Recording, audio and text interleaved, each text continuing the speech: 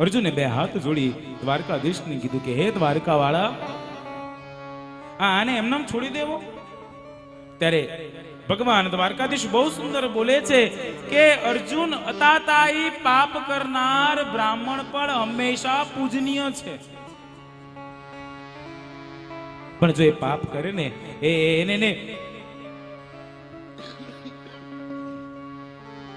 મોતને ઘાટ તો ન જ ઉતારે.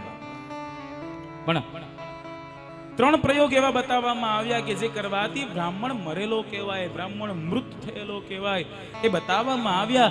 ભગવાને કીધું છે અભ્યસ્તિતાર્તિ સદા તસ્મે સ્થાનાની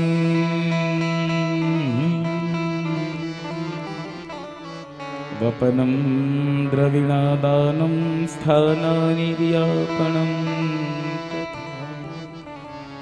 એષ હિ બ્રહ્મ બંધૂનાં વધોમ નાન્યસ્તિ દેહિક.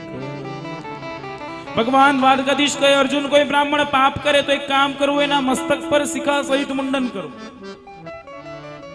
બીજું, બ્રાહ્મણ આપણા ઘરે આવે તો એને સન્માન આપવું જોઈએ, પણ કદાચ કોઈ બ્રાહ્મણ પાપ કરે, અપરાધ કરે, સન્માન આપવાને બદલે એ બ્રાહ્મણને અપમાનિત કરીને કાઢી મૂકવો. અને ત્રીજું બતાવવામાં આવ્યું કે એ બ્રાહ્મણને દાન આપવાના બદલે જ્યારે પણ તમારી ઘરે ભૂદેવ આવે ને સાહેબ,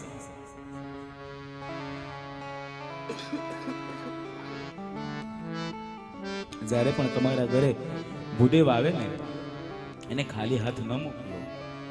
ફૂલ નહીં તો ફૂલની પાંખડી, રૂપિયો, 2 રૂપિયા, 5 રૂપિયા, જેવી તમારી શક્તિ. ભૂદેવ એના જ આંગણે હોય કે જેના આંગણામાં જ્યાં લક્ષ્મીજીનો વાસ થવાનો હોય, ત્યાં જે બ્રાહ્મણ જાય સાહેબ. જેના દિવસ બદલાઈ જવાનો હોય ત્યાં એ બ્રાહ્મણ આવે. કંઈક સારું થવાનું હોય તો ભૂદેવ આવે.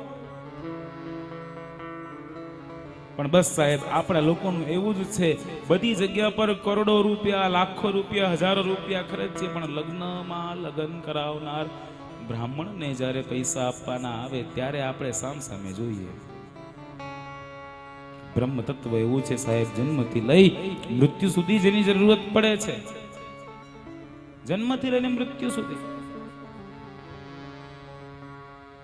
તો અહીંયા બતાવવામાં આવ્યું કે બ્રાહ્મણ જ્યારે પણ તમારા ઘરે આવે ત્યારે દાન આપવું જોઈએ, પછી જેવી તમારી ક્ષમતા.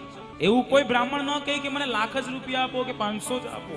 તમે 5 રૂપિયા આપો તો પણ સ્વસ્તે સ્તુતે કુશલ મસ્તુ ચિરાયુ રસ્તુ ભોભાગ્ય રસ્તુ ધન ધાન્ય સમૃદ્ધિ રસ્તુ ઐશ્વર્ય મસ્તુ બલમસ્ત રિપક્ષયસ્તુ અને વંશે સદૈવ ભવતામ હરિભક્તિ રસ્તુ એવા આશીર્વાદ આપીને જાય છે સાહેબ. બ્રાહ્મણ તમારા 10 રૂપિયા લેવા માટે આવે, 10 રૂપિયાના બદલે તમને કરોડોના આશીર્વાદ આપીને જાય છે.